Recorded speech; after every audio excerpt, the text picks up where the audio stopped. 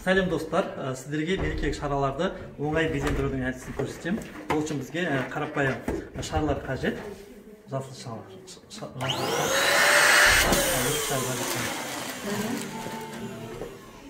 шарды формасын бірыңғай қылып тұрып аламыз. Көлемі бірдей болу керек. Бұдан кейін екі шарды бір-біріне қосамыз.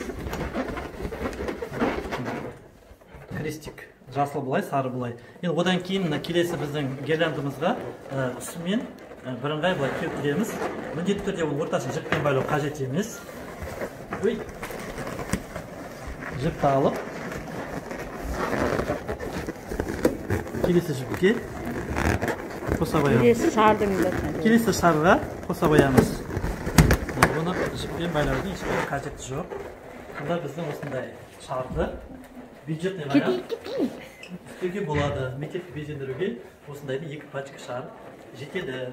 Сау болыңыздар.